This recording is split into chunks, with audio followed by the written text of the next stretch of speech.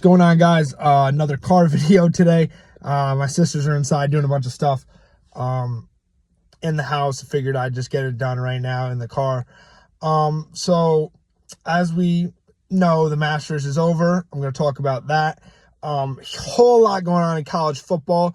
Before I do begin even talking about anything college football related, please let me say rest in peace, Kyron Lacey.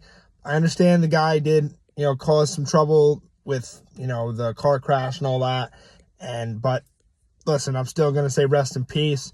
Never want to see someone do the things that he did as far as the way his life ended. I'm not going to speak on exactly what he did out of respect for the family, but that's not something you want to see, especially from someone who had a bright future, barring what the case was going to happen with his case. So it's unfortunate. Great player at LSU, great receiver.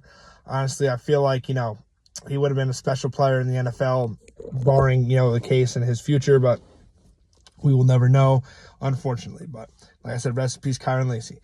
Other than that, a ton of stuff going on in college football right now, the landscape of it. Currently at my most hated school, University of Tennessee. As we know, I've voiced my opinions on that establishment. Okay, but I will not say anything bad today because they did do the right thing. It's University of Tennessee. Their quarterback, Nico Iamaleava, or as I call them, Iamaleava, he's left. They parted ways with him. And why is that? Because he was getting paid $2 million and he wanted $4 million. He felt he was worth $4 million. I don't know who's telling him this. I really don't, but they are wrong. Okay? Because listen, buddy, you're not a top 5 quarterback in your conference. You're not better than DJ Lagway. You're not better than Lenore Sellers. You're not better than Arch Manning. You're definitely not better than Diego Pavia. And listen, just going to be honest, the kid from A&M is better than you. So listen, you had a good team that made the playoff, but it wasn't because of you. You made the playoff based off your running game and your defense and a somewhat light schedule. So there you go. Okay, it wasn't because of you passing for 500 yards a game and looking incredible like you were supposed to be, right? You're supposed to be this generational quarterback, 5-star recruit, all that, and you're not, okay? You're not the guy that you think you are, and it's just simple as that. So wherever he goes, listen, the perfect school for him, the perfect school for this guy is that establishment in Los Angeles. Not going to say their name, okay? They go by the Trojans. That's where he belongs, right? Because all these false hope expectations of them that they live for the time when Reggie Bush was there and all that, it's over, man. It's over, all right? You're not that school anymore. There's more schools on the West Coast that are going to get the players that you're not going to get. Like, think about Washington, Oregon. They're better programs than you right now. And the tides have turned, right? Even though you're in Los Angeles and you got great alumni and all these Hall of Fame NFL players, it's over, man. So you're going to get Nico Iamaleava or Iamaleava, whatever you want to call him, and that's it. He's not that guy that I think he thinks he is and these people think he is. Simple as that.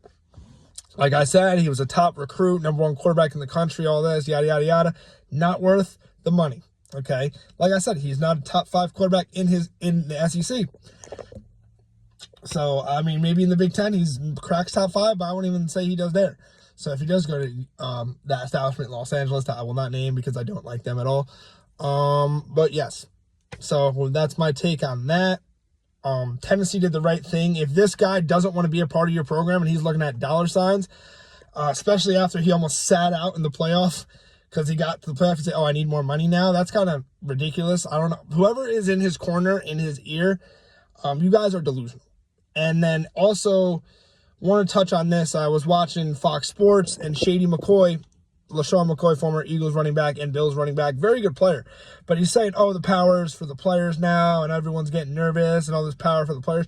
Listen, man, nobody is nervous about the power of the players. The players do have power. But this kid doesn't deserve the power, and he's claiming that he needs more money when he's not that good. So, Shady McCoy, you don't know what you're talking about. And I know I'm, don't really have much of a platform yet to talk about, go head to head with Shady McCoy. But listen, if I saw him and we had a talk, I'd tell him you have no clue what you're talking about, man. You're a great player. Your opinions are ridiculous, and that's it. And I'm also not the biggest Shady McCoy guy, so that's kind of there, here or there. But like I was saying, listen, Nico Iamaleava, not that guy. Go to whatever school you want to go to. You're still not going to be that guy. If they give you that money, good for you, but you don't belong in the SEC. You don't belong in the top conference.